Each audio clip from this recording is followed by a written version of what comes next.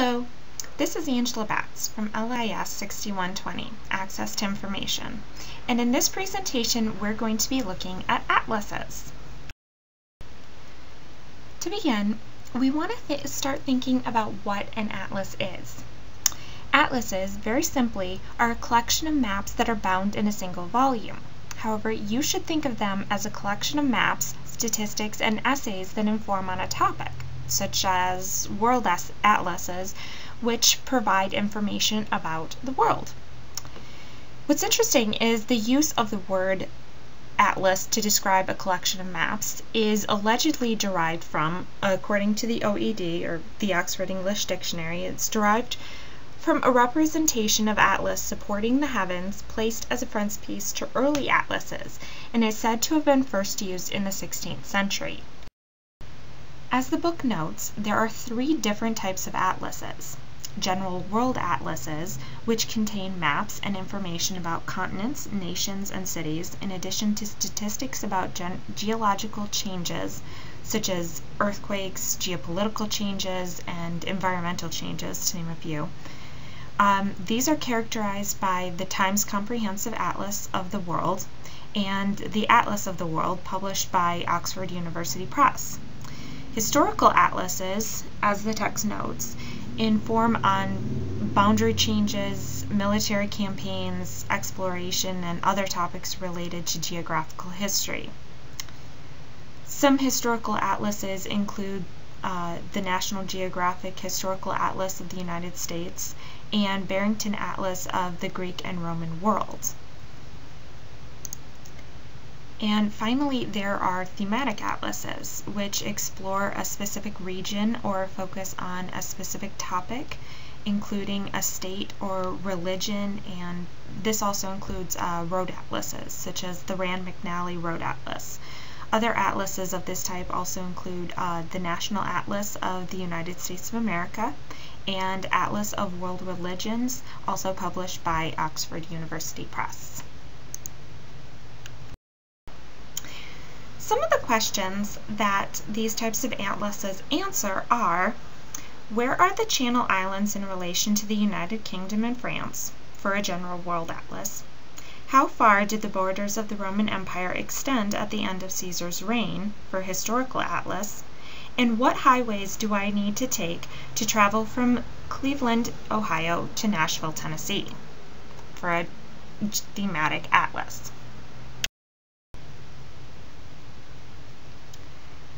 Like all reference sources, atlases and maps in general need to be evaluated before they're purchased and added to the collection. The textbook lists and describes some of the major evaluation techniques, including scale and projection used in the maps, color and symbol, publisher or the authorities that created the atlas, indexing and place names used, and the currency of the atlas. But there are at least three other considerations to be made when evaluating atlases, and they are balance of map coverage, the accuracy of the information contained in the atlas, and the legibility and understandability of the information illustrated in the maps. Now we're going to look at the evaluation criteria in a little bit more detail, and we're going to start with scale and projection. A good atlas will clearly identify what scales are being used in the book, either by a verbal scale, a representative fraction, or a graphic scale, as indicated by the textbook. The accuracy of the scales is also important. The scale must be adjusted to the geographical area. For example, the scale representing the Western United States should be different than that representing Western Europe, because one is quite obviously larger than the other. Consistency should also be a factor when evaluating scale. Are the same scales used for geographically similar areas, or for areas of a similar size? Projection is another issue to consider when evaluating how a geographical area is represented on paper. Projection refers to how spherical geographical coordinates are transformed into a two-dimensional plane, or rather how the globe is flattened into paper. The atlas should indicate the distortions in the projections, and the projections should be appropriate for the scale of the map. Color in maps is used in multiple ways. One is to indicate the political borders of a country in relation to its neighbor. Generally, only a handful of colors are required to do this, at minimum only about 3. The second is used to indicate geographical features, whether it is through saturation variations, which can indicate the height of a mountain range or the depth of the ocean, or through assigning colors to land masses and indicating lakes and rivers. Color is also used to indicate population density, where national parks are located in travel atlases, and to indicate environmental catastrophes.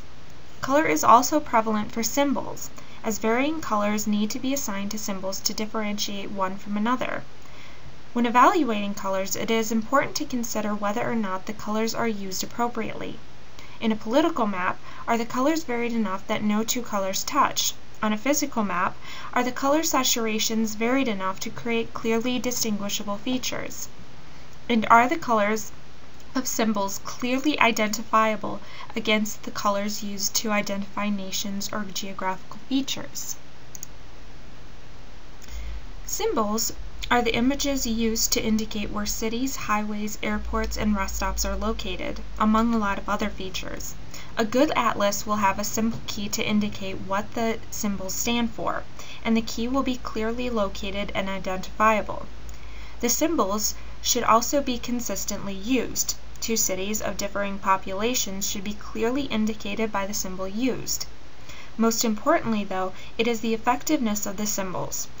Are they used to clearly communicate what they're meant to symbolize? Is there a balance to the amount of symbols represented? Is it too cluttered, or are there too few features indicated? The publisher and/or the authorities behind the construction of the atlas are two more important factors to consider when evaluating the atlas. Does the publisher have a reputation for publishing quality materials?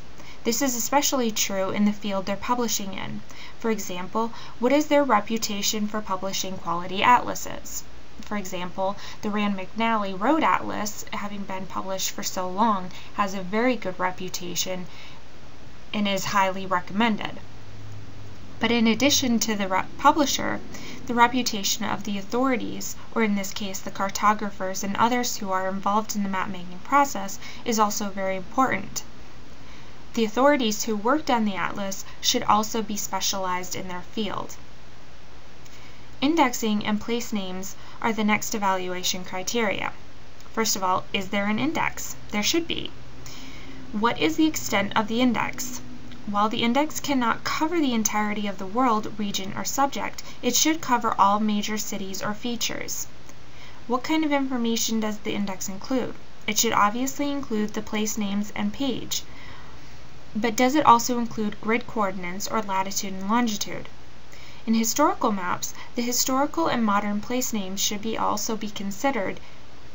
Is the modern or current place name used, or is the historical place name used? And does the modern place name accompany it?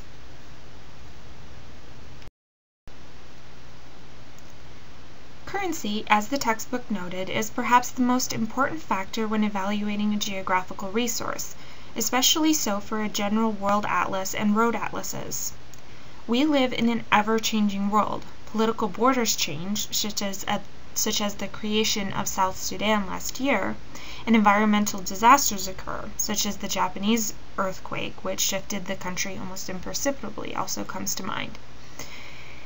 And new rest stops are built or shut down every year.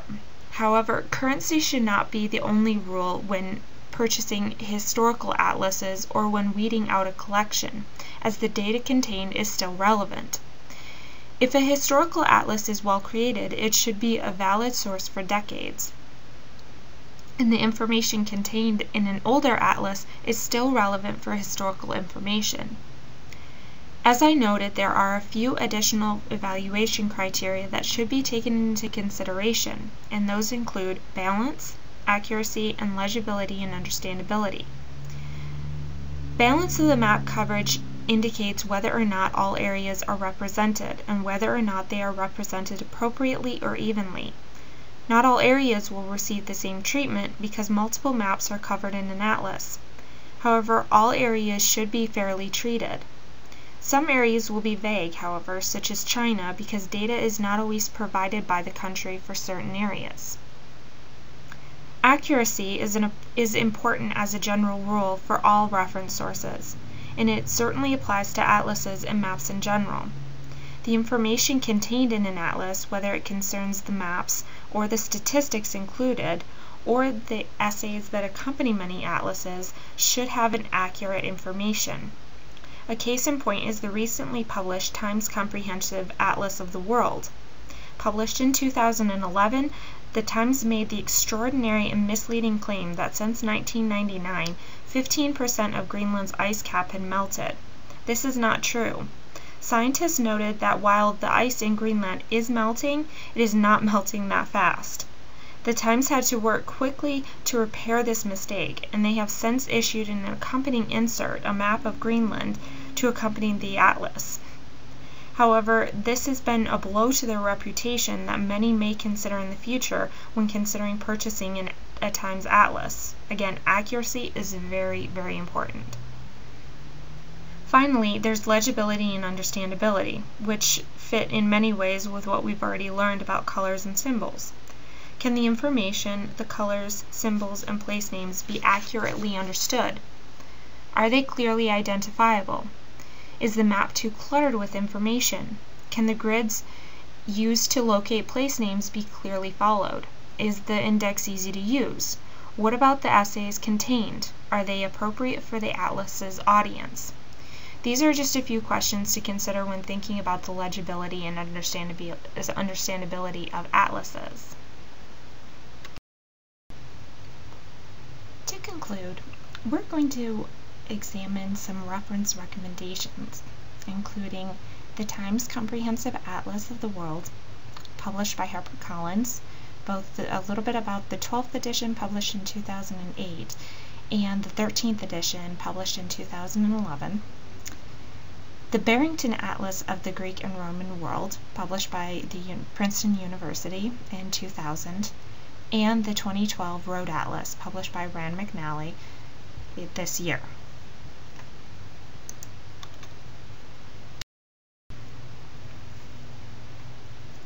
Both editions of the Times Atlas were compiled by over 50 cartographers.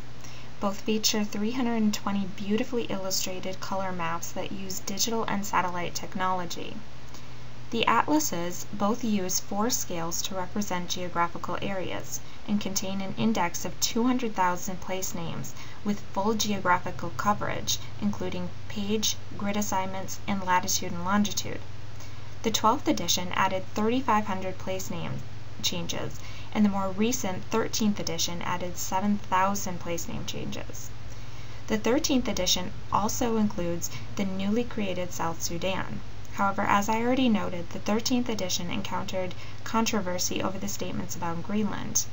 But overall, the Times Atlas comes very highly reviewed.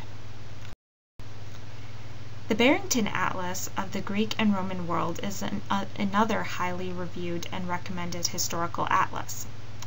The atlas was a project 11 years in the making, and the work of 221 classicists and 22 cartographers who used satellite imagery which digitally removed all of the modern features.